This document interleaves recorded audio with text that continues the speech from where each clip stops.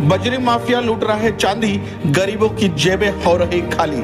बजरी माफियाओं की बढ़ती कालाबाजारी, लगातार फल फूल रहा है अवैध बजरी का काला कारोबार। बजरी माफिया से नरेश फौजी की जंग। आइए दिखाते हैं एक रिपोर्ट, जहां गरीब का आशियाना बनाने के लिए सरकार की ओर से प्रधानमंत्री आवास योजना चल रही है। देश के चौकीदार प्रधानमंत्री नरेंद्र मोदी चाहते हैं कि झोपड़ियों और कच्ची बस्तियों में रहने वाले बेघर गरीबों का भी अपना घर हो। इसके लिए सरकार लोन देती है, लेकिन बाजार में महंगी रेट पर मिलने वाली बजरी और अन्य सामग्री ने गरीब की कमर तोड़ रखी है। सुप्रीम कोर्ट भले ही अवैध बजरी खनन और परिवहन रोकने के लिए प्रयासरत है, लेकिन इसे रोकने के लिए जिम्मेदार अधिकारी और कर्मचारी ही बजरी माफियाओं के सामने नतमस्तक है। रात होते ही रेतीली नदियों के आसपास अवैध बजरी से भरे वाहनों की रेलमपेल हो जाती है। राजस्थान सहित जिले भर में 400-500 बजरी से भरे वाहन ओवरलोड होकर बेरोक टोक दौड़ते नजर आते हैं। बड़े बड़े भारी भरकम वाहन चित्तौड़गढ़ के थानों और कलेक्ट्रेट चौराहे के सामने से गुजरते नजर आते हैं। बिना किसी डर के बजरी से भरे डंपर, ट्रैक्टर, ट्रॉलियां दिन के उजाले और रात के अंधेरे में ओवरलोड होकर इन सड़कों पर दौड़ते नजर आते हैं। बात तो यह है कि कई थाने और प्रशासन के कार्यालयों के सामने से गुजरते इन वाहनों को कोई रुकवाता भी नहीं है और जिम्मेदार अधिकारी इस पर कोई कार्रवाई तक नहीं करते। कार्रवाई नहीं होना लाजमी भी है साहब, क्योंकि इससे पता चलता है कि सारा का सारा सिस्टम सेट है, सारा का सारा सिस्टम मैनेज है। यह हम नहीं कहते, यहाँ की पब्लिक सब जानती है, लेकिन आवाज कोई भी नहीं उठाता है। और किसी ने आवाज उठाने की गुस्ताखी भी की है तो उसके आवाज को दबा दिया गया है। ऐसी ही आवाज राजस्थान चित्तौड़गढ़ के रिटायर्ड फौजी नरेश फौजी ने उठाई है, जिसका एक वीडियो सोशल मीडिया पर जमकर वायरल हो रहा है, जिसमें वो यह कहते हुए नजर आ रहे हैं कि बजरी माफियाओं का और प्रशासन अधिकारियों का सारा अपना सिस्टम सेट है। बता दें कि कई नदियों से बिना लीज के अवैध खनन द्वारा अवैध तरीकों से बजरी परिवहन कर लाई जा रही है, जिसमें कई डंपर और ट्रैक्टर बिना नंबर के तो कुछ वाहन एक ही नंबर से इस्तेमाल किए जा रहे हैं। वहीं देखा जाए तो ट्रैक्टर जहां किसान के खेती के लिए काम आता है, वहीं ऐसे कई ट्रैक्टर हैं जिसका रजिस्ट्रेशन कॉमर्शियल वाहन का नहीं बना हुआ है। जबकि सुप्रीम कोर्ट के सख्त निर्देश है कि अगर बजरी परिवहन में ट्रैक्टर ट्रॉली का उपयोग होता है तो उसका कॉमर्शियल रजिस्ट्रेशन होना चाहिए। लेकिन यहां तो प्रशासन, पुलिस, वन विभाग, परिवहन विभाग और खनिज विभाग सबका अपना अपना सिस्टम सेट है। और बजरी के इस अवैध काले कारनामे को लेकर फौजी भाई का सीधे स्थानीय विधायक पर आरोप है कि यह सब कुछ उनकी शाय पर हो रहा है। इतना ही नहीं, नरेश फौजी का आरोप है कि ये जो बजरी माफिया है, इनसे उनको और उनके परिवार को जान का खतरा बना हुआ है। अगर उन्हें और परिवार को आंच भी आई तो उसका प्रशासन जिम्मेदार होगा और यहाँ का विधायक जिम्मेदार होगा।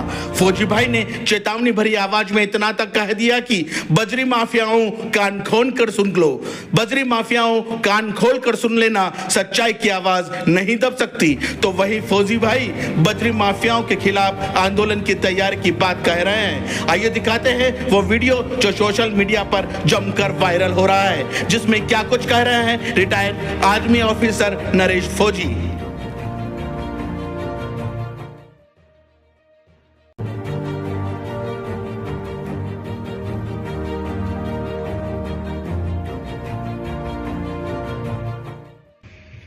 साथियों राम राम। आप सब लोगों को पता होगा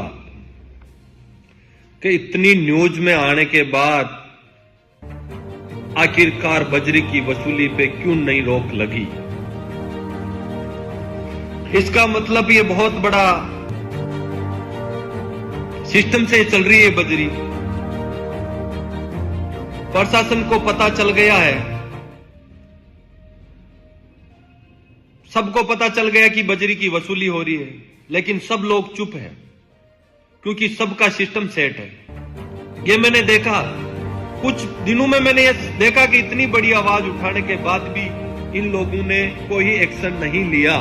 आखिरकार क्यों नहीं लिया, मैं बताता हूं क्यों नहीं लिया इन लोगों ने। साथियों, बेगू विधानसभा में कोई रेत का कोई भी कारोबार नहीं है। भिलवाड़ा जिला से बजरी आ रही है। कैसे ये लोग टोकन देते फर्जी, आप देख लेना। जैसे मेले में पर्ची काट के देते वैसे पर्ची काट के देते, खुद के साइन करके पैसे लेके निकाल देते। कहां लीजिए साथियों, कौन सी माइनिंग की पर्ची दे रहे हो आप, ये तो बताओ प्रशासन को, और किसकी वजह से दे रहे हो, इतना मोटा पैसे ले रहे हो साथियों। आवाज उठाने के बाद भी आवाज प्रशासन और मीडिया चुप क्यों है? क्योंकि मैंने पता कर लिया है कि सारे लोग सिस्टम में, कोई नहीं बोल रहा है। अरे थाने के सामने से हजारों डंपर गुजरते रात को और थाना चुपचाप देखता है, आखिरकार क्यों? इस पे भी पॉइंट आएगा सर, क्यों आएगा? क्योंकि सिस्टम सेट है इन लोगों का, बड़ा बड़ा का। जब हाई कोर्ट का आदेश है कि बजरी पे रोक है, तो आखिरकार बजरी क्यों चल रही है और क्यों वसूली कर रहे हो? चलो बजरी चल रही है ठीक है, लेकिन वसूली किस वजह से हो रही है? 4 गुना, 8 गुना, 10 गुना वसूली साथियों। 10,000, 12,000 डंपर के, 2,000, 1,500 ट्रैक्टर के, और वो बजरी माफिया अपनी दादागिरी से लूट रहे। सरकार का उनके पास कोई स्टाम्प पेपर नहीं है, क्यों आप ले सकते हो? अपनी दादागिरी से अपने निजी विधायक के इशारे पे लूटे जा रहे हैं ये पैसे। विधानसभा में इतना बड़ा घोटाला हो रहा है तो क्यों हो रहा है? और कुछ लोग अलग अलग घेरा बना के बैठे हैं, सामरिया से लेकर, बेगू से लेकर, बिचौर से लेकर, हरपुरा मोड़ पे 10-10, 20-20 लोगों का घेरा। साथियों 300 लोग बैठे हैं रात को, 300 लोग बिठा रखा, तो रात को फ्री में तो बैठे नहीं वो लोग, उनको भी पैसे दे रहे हैं। तो इसका मतलब कितने पैसे कमा रहे हैं लोग, कितने लूट रहे हैं गरीबों से। गरीब लोगों के मकान के ऊपर छत नहीं पड़ रही है साथियों, इन बजरी माफियाओं के वजह से। 60-60, 70-70 हजार से डंपर खाली हो रहा है साथियों। क्यों हो रहा है ऐसा लूटमार? किसके इशारे पे हो रहा है साथियों? पूरी रात ये दारू के नशे में बैठे रहते हैं और लोगों को डराते हैं। मैं आपको बताऊं, कोई पर्ची नहीं है, सब कुछ फर्जी है, कोई लीज नहीं है। और ये आखिरकार मेरी आवाज को दबाने के लिए मेरे भी पीछे गाड़ियां घुमा रहे थे, आपको दिखा देता हूं। हम रात को निकले थे, कहीं जा रहे थे, और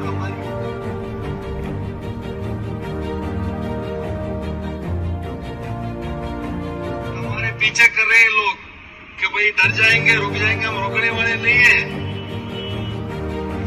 रात की बात ही साथियों, जब मैं उधर से गुजर रहा था, इनके गुंडे बजरी माफियाओं ने मेरे पीछा किया था कि ये रुक जाएगा, डर जाएगा। बजरी माफिया वो कान खोल के सुन लेना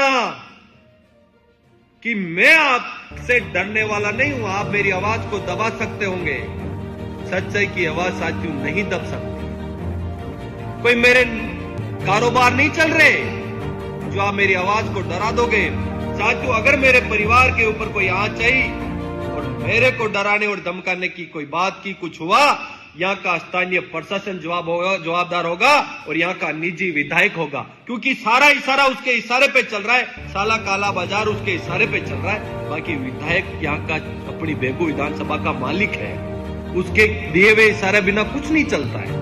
आखिरकार ये किसकी वजह से इशारा हो रहा है साथियों? आज रात आप मजबूती से रहना मेरे साथ, मैं इनको लूटने बेगू के गरीब किसान को नहीं दूंगा।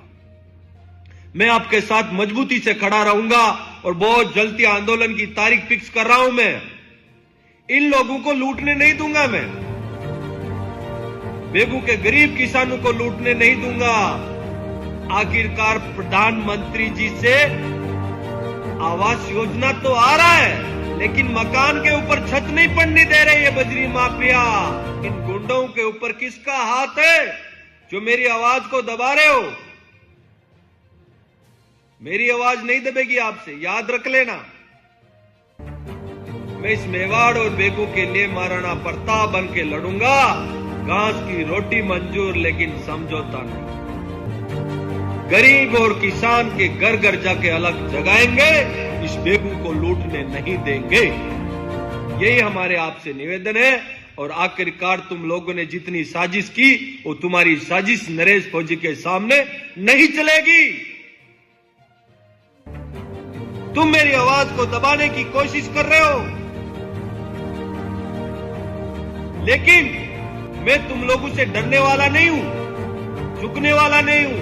तुम मेरे परिवार को धमकियां दे रहे हो कि रिक्शा को रोक लो, मैं रुकने वाला नहीं हूं। मैं तो कफन बांध के खड़ा हूं, जैसे बॉर्डर की रक्षा की वैसे इस मेवाड़ और बेगू की रक्षा करूंगा, किसी को ही लूटने नहीं दूंगा।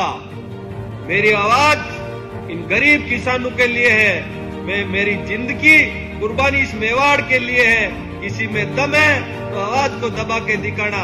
विधायक साहब आपसे निवेदन कर रहा है कि आखिरकार मत दीजिए लूटने इस बेगू के लोगों को।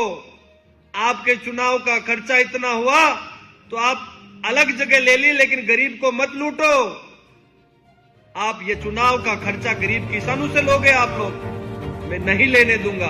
साथियों, आप सभी लोगों से मेरी अपील है, आप लोग इस वीडियो को ज्यादा से ज्यादा शेयर करना और उस गरीब के कानों में पूछाना कि ये लोग क्यों लूट रहे। राम राम साथियों।